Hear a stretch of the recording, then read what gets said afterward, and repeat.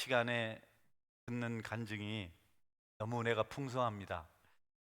목회자로서 가지는 마음이겠지만 함께 이런 은혜를 나눴으면 좋겠다, 이런 생각을 매 시간 합니다. 그리고 늘 누가 왔나 살펴봅니다. 여러분, 특별히 간증 내용 중에는 고난 중에 있었으나 감사함으로 문제가 해결되는 경험을 했다는 그런 내용들이 대다수입니다. 어려운 환경 속에서 살아야 하는 처지에 있는 사람들에게 위로가 되고 소망이 되는 그런 메시지들이 증거되었습니다. 낙심과 좌절, 절망은 고난 때 아무 도움이 되지 않았고 오히려 도움은 고사하고 더 삶을 피폐하게 만들었다. 고난이 너무 심해서 낙심했더니 고난과 함께 절망의 길로 가더라는 겁니다. 그런데 그 고난 시간에 그 고난 때문에 오히려 감사하였더니 문제가 아니고 축복으로 바뀌더라. 감사하니까 문제가 해결되더라. 그런 경험을 그분들이 간증하셨어요. 제가 들으면서 믿음은 역설이구나. 원래 고난이 찾아오면 좌절하고 힘들어서 불평하고 원망해야 되는데 그렇게 하면 사방이 막히고 더 힘들어지고 더 절망이 커지고 상심이 커지더라는 겁니다. 그런데 원망 대신 감사하니까 하늘의 문이 열리고 문제가 극복되는 기적을 볼 수 있었다. 여러분, 간증을 들으면서 기적이라고 말하는 것보다 더 중요한 기적은 그 기적이 일어나기 전에 먼저 우리 마음속에서 시작됩니다. 감사가 기적인 줄 믿으시기 바랍니다. 도저히 감사할 수 없는데 감사하게 되더라는 겁니다. 이 사람의 힘이 아니고 하나님의 능력이죠. 아무리 힘들어도 감사만 할 수 있으면 문제 끝이라는 겁니다. 사실 그렇잖아요. 도저히 감사가 안 돼요. 화가 나고 정말 너무너무 속이 상하고, 그런데 그때 감사가 나오면 여러분 해결이 되고 또 다른 삶의 기적이 일어날 줄 믿으시기를 바랍니다. 어떻게 감사를 해요? 이런 상황인데 그때 감사가 되더라는 겁니다. 불평을 하고 그냥 기분 나쁘다고 말해야 되는 것이 본질상 환경의 지배를 받아야 되는 육체를 가진 우리가 할 일인데, 여러분 그런 걸 초월하고 감사한 겁니다. 울며 감사한 겁니다. 불평, 짜증, 분노 이런 거 우리가 정말 쉽게 할 수 있는 겁니다. 이거는 고민할 필요가 없습니다. 이거는 묵상이 필요하지 않습니다. 그냥 하면 됩니다.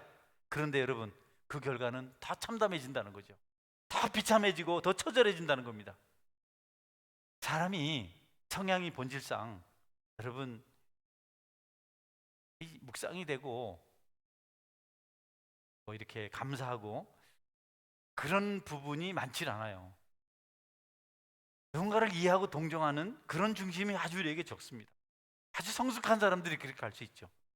우선 기세를 잡으면, 기분 나쁘면 기세를 몰아서 상대를 밀어붙이고 정자의 칼을 휘두르고 가장 냉혹한 본성을 그대로 드러내 보이는 것이 우리 기본 속성입니다. 인생이 그렇습니다.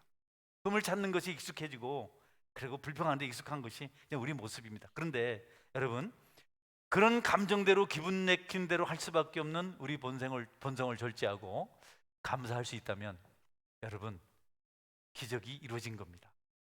그것을 계속 간증해 주셨어요. 사랑한다는 것, 용서한다는 것 쉽지 않습니다. 미운 사람 어떻게 사랑해요? 원수를 어떻게 용서합니까? 이를 갈기가 쉽지요. 몇 번이고 우리가 갈기를 하잖아요. 그럼 가족이기 때문이나 마음이 들어서가 아니고 모든 것이 못마땅해도 사랑하고 용서하는 것은 기적 중의 기적인 줄 믿으시기 바랍니다. 절망적인 환경에서 소망을 가지는 것, 갇힌 자가 되었지만 찬송을 부르는 삶을 사는 것, 순종이 불가능한 상황에서 순종하는 것, 이거는 여러분 가장 중요한 기적의 요소입니다.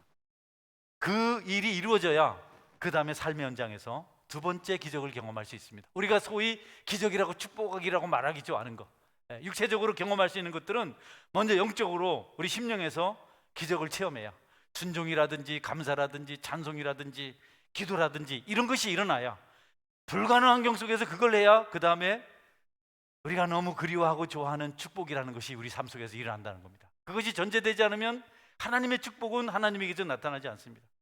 사르밧 과부 이야기 늘 말씀드리잖아요. 마지막 먹을 양식, 그 소중한 것, 그걸 선지자가 뺏어 먹으려고 왔잖아요. 하나님이 나부터 하라 했다고.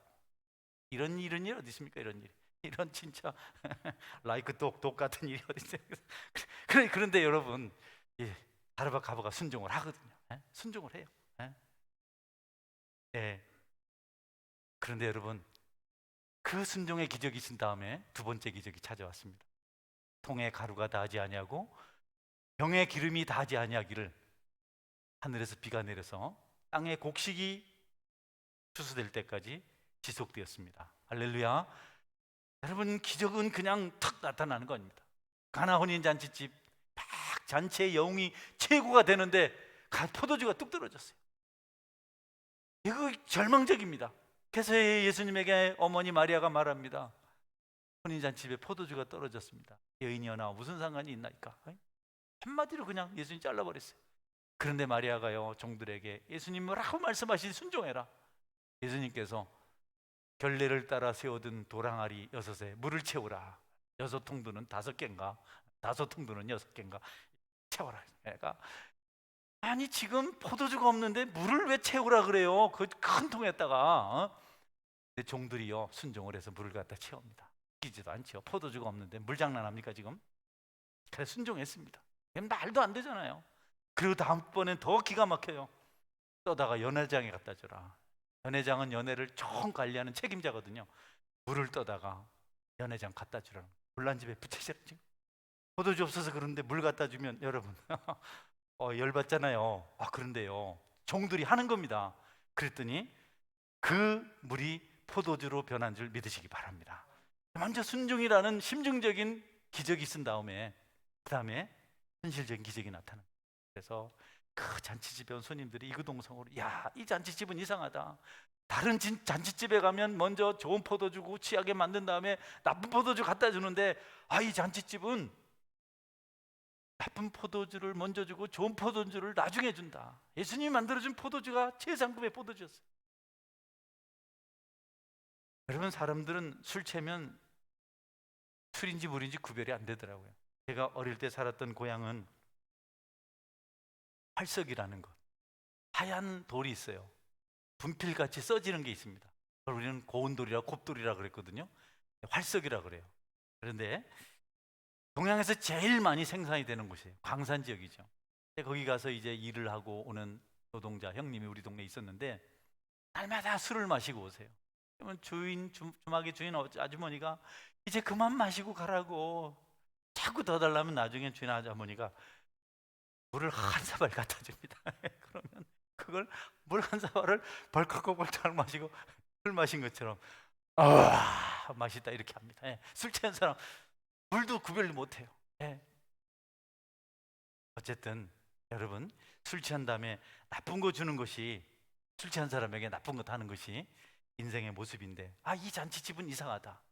여러분, 그날 최고의 포도주가 주님으로 말미암아 순종한 자들을 통해서 그곳에 제공된 줄 믿으시기 바랍니다.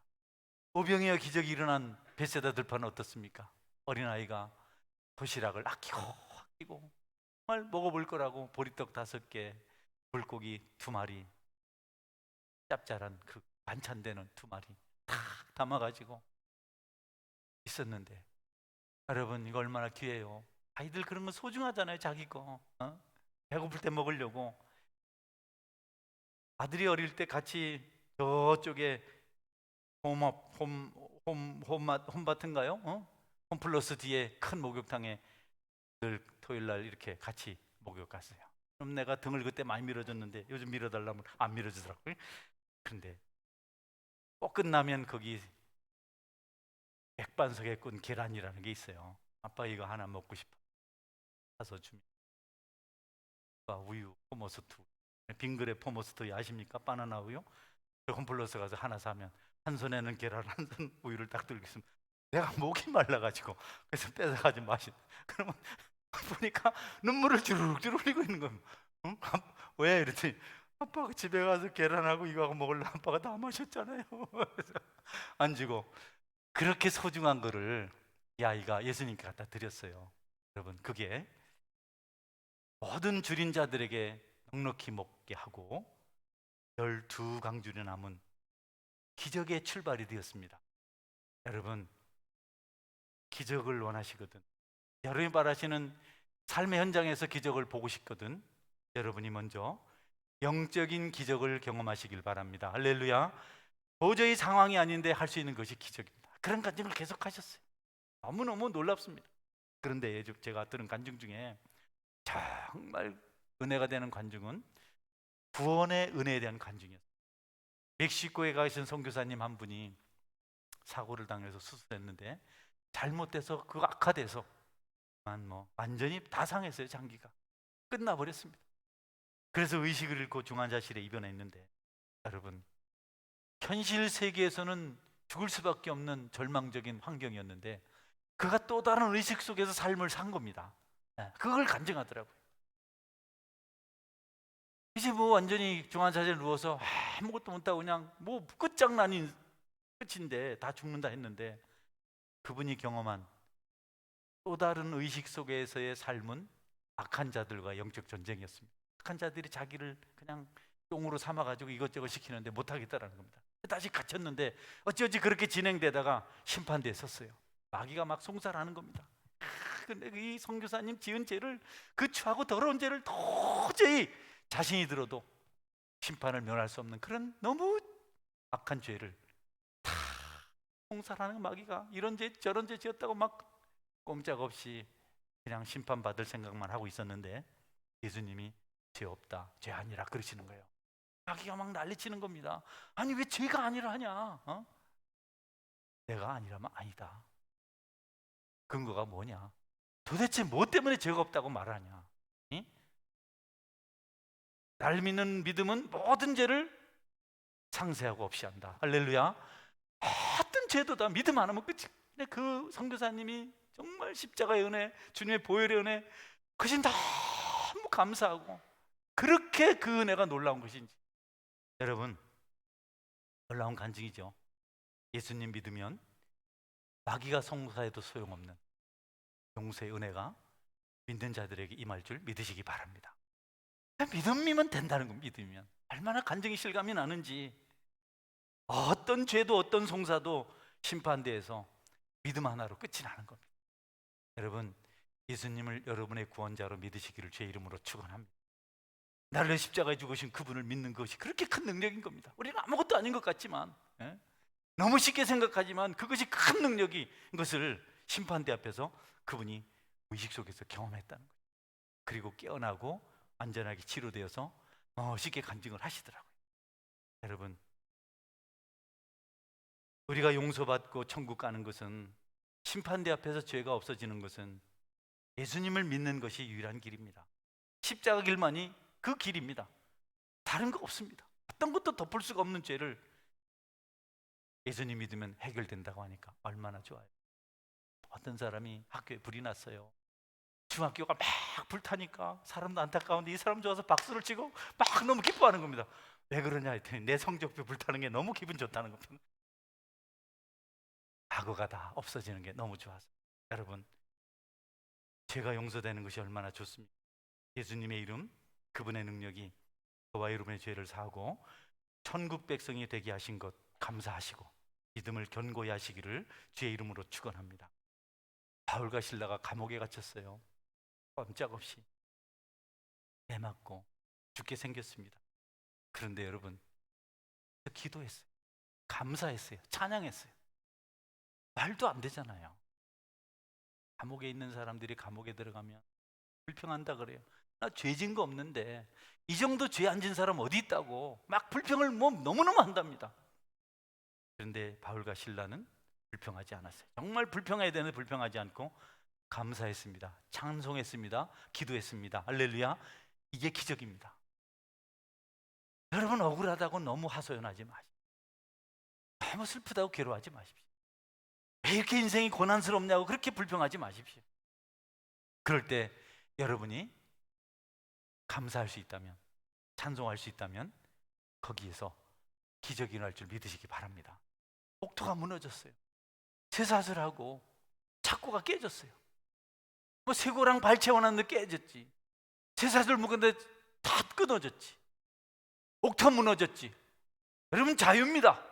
이게 내 자유 아니에요. 응? 이제는 자유다. 하나님께서 옥토를 무너뜨리고 깨우셨다. 이제 나는 나가면 된다. 확실하지 않습니까? 그런 기적을 경험했는데 내가 여기 있을 필요 뭐 있나? 응? 그런데 바울과 실라가 떠나질 않아요. 어떤 거지가 주택복권이 당첨됐는데 깡통 속에 담고 가다가 다리 위에서 이제 깡통 필요 없다고 돈 듣잖아요. 중요한 교훈이죠. 바울과 실라는 떠나지 않습니다. 거기 남았어요.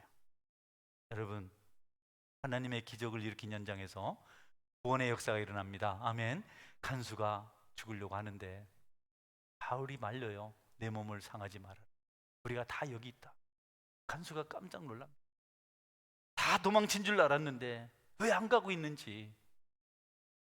자기가 명예롭게 죽어야 가족들에게 유익이 되고 자신의 죽음 덧대지 않는데 그냥 죄수들 다 도망간 뒤에 혼자 남아있으면 나중에 붙잡혀가서 신문당하고 처절하게 죽임을 당할 텐데 가족들까지 어려움을 겪을 텐데 그냥 용감하게 자기 목숨을 끊으려고 딱 했는데 바울이 말린 겁니다. 우리가 다 여기 있다. 죽지 말아라. 왜 도망 안 갔을까요? 여러분, 바울의 사명은 영혼 구원입니다. 그는 그 현장에서 간수를 구원했습니다. 도망도 안 가고 죽지 말라고 여기 있다 하니까 간수가 너무 기가 막혀요.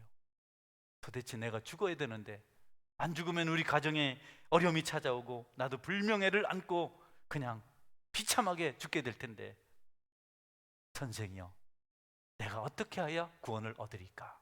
바울이 아무 말도 한마디만 합니다. 주 예수를 믿으라. 그리하면 너와 내 집이 구원을 얻으리라. 할렐루야. 주 예수를 믿으라. 그래서 그날 간수가 믿고, 간수뿐 아니라 그 가족들도 다 예수님 믿고 구원을 받았어요. 복음의 역사입니다. 드리고 싶은 말씀입니다. 여러분이 예수님을 믿으면 여러분 주변에서 구원의 역사가 반드시 일어나야 합니다. 할렐루야.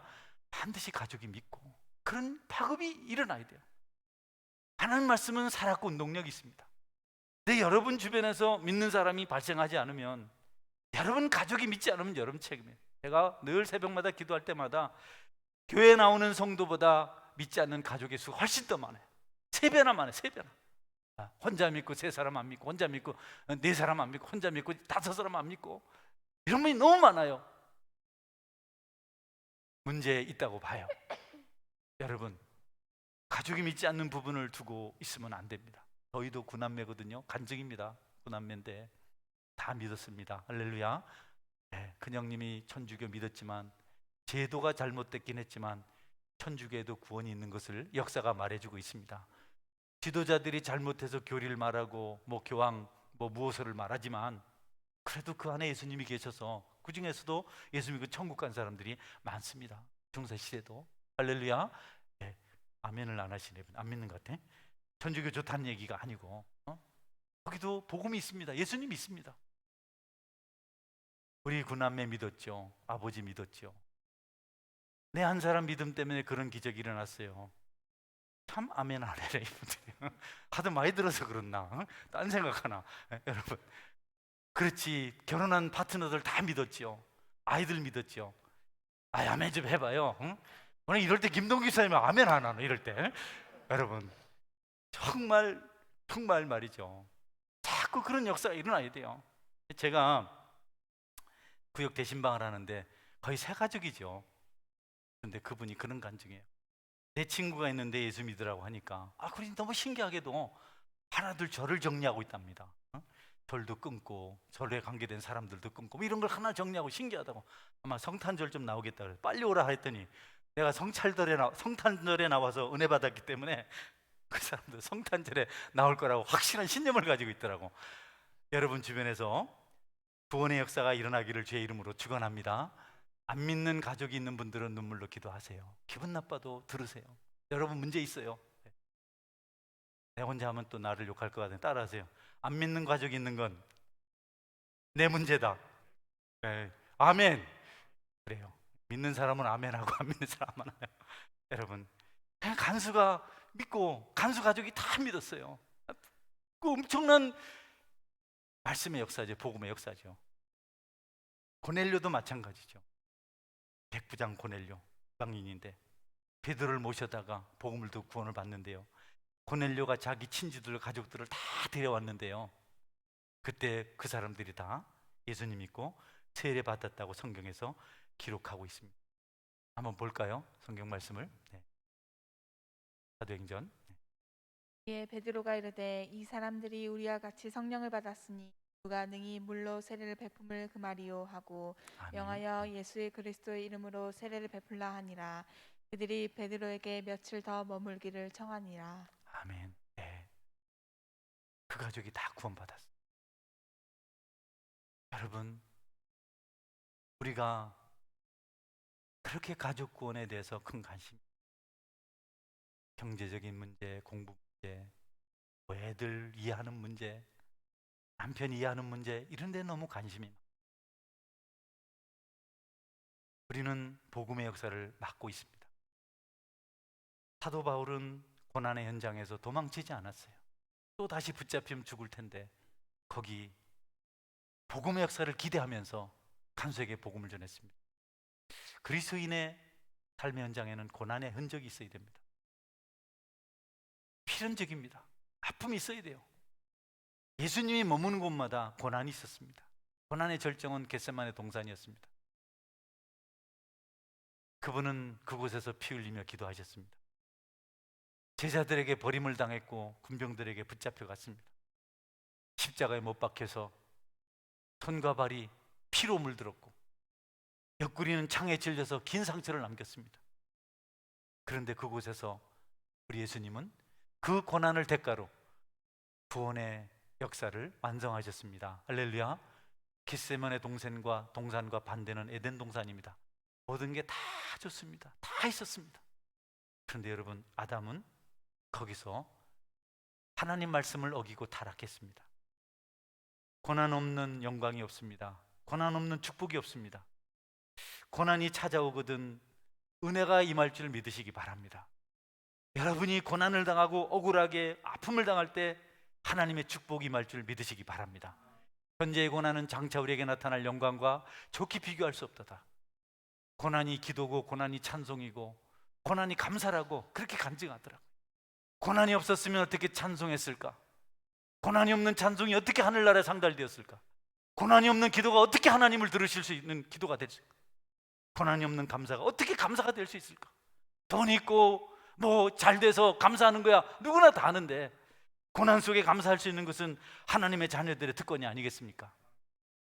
여러분이 고난이 싫고 눈앞에 있는 현실이 나빠지는 것이 불안해서 슬쩍 눈 감아버리고 좋게 살아가면 받을 축복, 받을 영광이 아무것도 없습니다.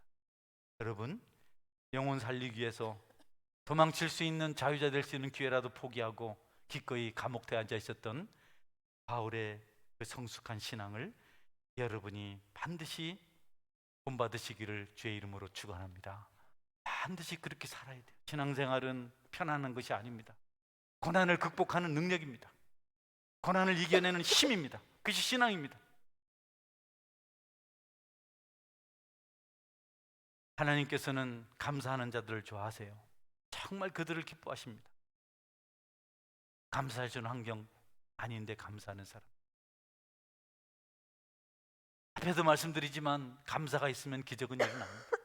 여러분이 환경이 어렵고 짓눌리고 뭐가 잘 안 맞고 뭔가 모순 투성이고 왜 이럴까 그럴 때 여러분 중심에서 감사가 나오고 찬양이 나오고 기도가 터지면 그 문제는 반드시 영광으로 바뀌게 되는 것을 믿으시기 바랍니다. 네, 간증들이 많죠. 저에게도 그런 간증들이 있죠. 저는 신용백 목사님의 간증을 들었습니다. 다니엘 기도를 통해서 그분은 사랑하라고 설교를 하셨어요. 이웃을 사랑하라고. 넘사랑이라 넘사랑. 넘사가 뭔가? 넘사랑이 뭔가? 넘이 뭔가 했더니 놈도 아니고 넘이. 경상도 사투리로 남을 넘이라 하더라고. 넘사랑해라. 참 경상도 사람들 참 사람 헷갈리게 만들어. 따라해보세요. 남사랑. 넘사랑 넘사랑. 넘사 하시더라고요. 예. 그분이 그렇게 말로만 한 게 아니고 신장을 주셨더라고요. 신장.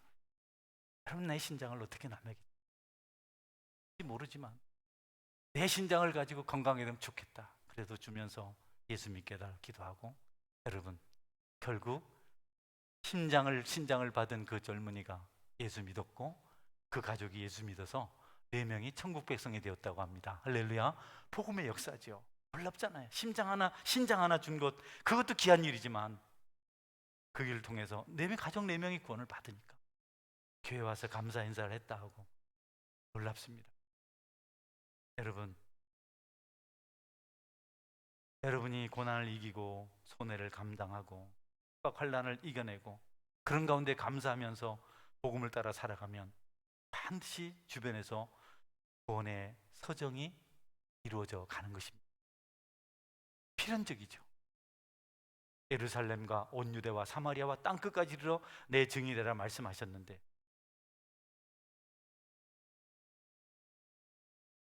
영혼 구원에 너무 인색하지 않습니까?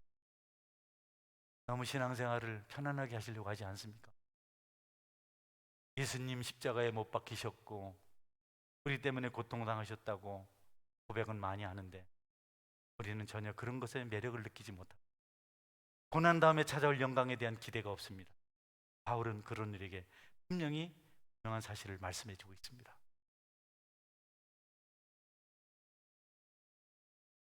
복음을 누구나 다 진실한 마음으로 받아들이면 기쁨이 넘칩니다. 대접하기를 힘쓰게 되고 남을 위하는 배려심이 생기고 이기적인 삶에서 이타적인 삶을 살게 됩니다. 모든 일에 감사하는 그런 경지에 이르게 됩니다. 하박국 선지자는 전란 속에서 모든 것을 빼앗긴 것을 봤습니다. 거기다가 기근이 찾아와서 흉년 때문에 온 나라가 죽어가고 있는 것을 보았습니다. 그래도 하나님을 생각하고 감사했습니다. 그 나라에 다시 기적이 일어났습니다. 하박국 감사 한번 볼까요? 비록 무화과 나무가 무성하지 못하며 포도나무에 열매가 없으며 감람나무에 소출이 없으며 내 먹을 것이 없으며 우리의 양이 없으며 외양간에 소가 없을지라도 나는 여호와로 말미암아 즐거워하며 나의 구원의 하나님으로 말미암아 기뻐하리로다. 할렐루야. 어떤 악재가 찾아오고 어떤 고난이 찾아와도 하박국 선지자와 같은 감사의 은혜가 있기를 축원합니다. 저는 마지막 한증 하나 더 들려드리겠습니다. 김희아 자매, 어릴 때 구화가 되어서 보육원에 던져졌습니다. 어머니 아버지 너무 보고 싶습니다. 우리 엄마 어떻게 생겼을까? 우리 아빠 어떻게 생겼을까? 그것은 참 아픕니다. 그런데 또 이 자매에게는 여기 붉은 점이 하나 있었어요. 이만큼. 너무 부끄러워서 용기가 없고 늘 우울하게 살고 자신감이 없었는데 자기를 사랑하는 남자를 만나서 이제 행복해지려고 하는데 얼굴에 암이 찾아와서 내 생각이 그랬어요. 차라리 속에 암이었으면 좋았을 텐데. 그래도 자기를 커버해주고 자기를 대변할 수 있는 잘생긴 반쪽 얼굴에 암이 찾아와서 뼈하고 여기를 다 드러내야 됩니다. 그리고 다른 살을 갖다 붙여서 얼굴 모양을 만들어야 돼요. 너무 고통스럽고 처절하고 그랬는데 그래도 감사했다고 합니다. 감사가 아니면 그 문제를, 그 환경을 극복할 수 없으니까 감사하니까 극복이 되고, 다른 사람들은 극단적인 선택을 할까 봐 두려워했는데 자기는 너무 기뻤다는 겁니다. 여러분, 어려운 환경 속에서 불평하고 원망하면서 절망하는 길 걷지 마시고 감사함으로 그것을 축복으로 만드시기를 주의 이름으로 축원합니다. 그녀보다 완벽한 우리에게 감사가 없는 것이 얼마나 부끄러운 일인지. 여러분, 감옥도 흉년도 어떤 시련도 이겨낼 수 있었던 은혜의 방편이 감사였습니다. 힘들고 어려운 시기를 함께 지나가고 있습니다. 모든 것이 다 궁핍하고 핍절합니다. 그러나 우리의 영혼은 이것 때문에 더 풍성해질 수가 있습니다. 여러분에게 감사하는 은혜가 있기를 바랍니다. 2021년 한 해가 끝자락이 보이고 있습니다. 남아있는 시간을 감사로 잘 마무리하시는 은혜가 있기를 축원합니다. 아멘. 같이 기도하겠습니다. 하나님, 이것 주고 저것 주면 감사